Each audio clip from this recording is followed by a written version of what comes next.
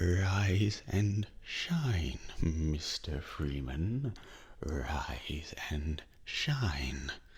Not that I wish to imply you have been sleeping on the job. No one is more deserving of a rest, and all the effort in the world would have gone to waste until, well, let's just say your hour has come again. The right man in the wrong place can make all the difference in the world. So wake up, Mr. Freeman. Wake up and smell the ashes.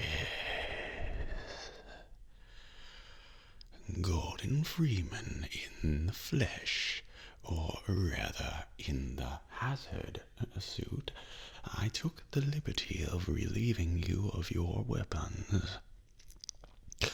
Most of them were government property. As for the suit, I think you've earned it. The border world, then, is in our control for the time being. Thanks to you. Quite a nasty piece of work you managed over there.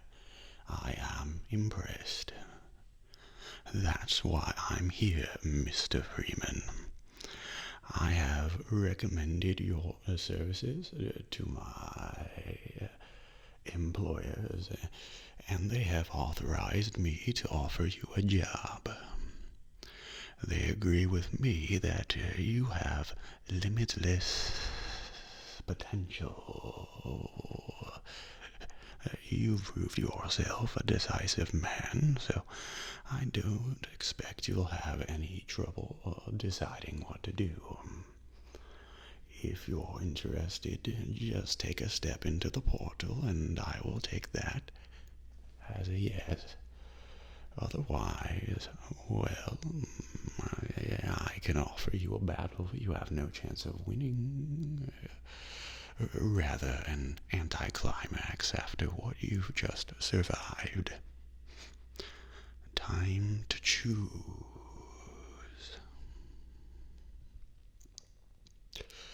Wisely done, Mr. Freeman. I will see you up ahead. So, Corporal Shepard, we meet at last. Please don't think that I've been avoiding you. A great many matters require my attention in these troubled times. I do hope you understand. Now, I require a further indulgence on your part. I cannot close my report until every loose end has been tied up. The biggest embarrassment has been Black Mesa facility, but I think that's finally taking care of itself. Quite so. But there is still the lingering matter of witnesses. I admit I have a fascination with those who adapt and survive against all odds. They rather remind me of myself. If for no other reason, I have argued to preserve you for a time. While I believe a civil servant like yourself understands the importance of discretion, my employers are not quite so trusting, and rather than continually subject to the irresistible human temptation of telling all, we have decided to convey you somewhere you can do no possible harm, and where no harm can come to you. I'm sure you can imagine there are worse alternatives. We'll see about that. Dr. Freeman, I realize this moment may not be the most convenient for a heart-to-heart, but I had to wait until your friends were otherwise occupied.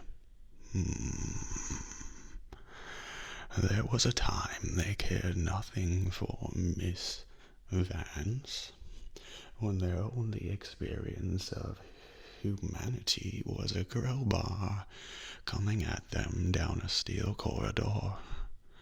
When I plucked her from Black Mesa, I acted in the face of objections that she was a mere child and of no practical use to anyone. I have learned to ignore such naysayers when quelling them was out of the question. Still, I am not one to squander my investments, and I remain confident she was worth far more than the initial appraisal. That's why I must now extract from you some small repayment owed for your own survival. See her safely to White Forest, Dr. Freeman. I wish I could do more than keep an eye on you, but I have agreed to abide by certain restrictions.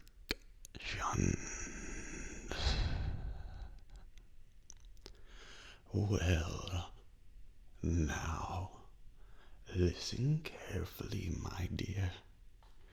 When you see your father, relay these words.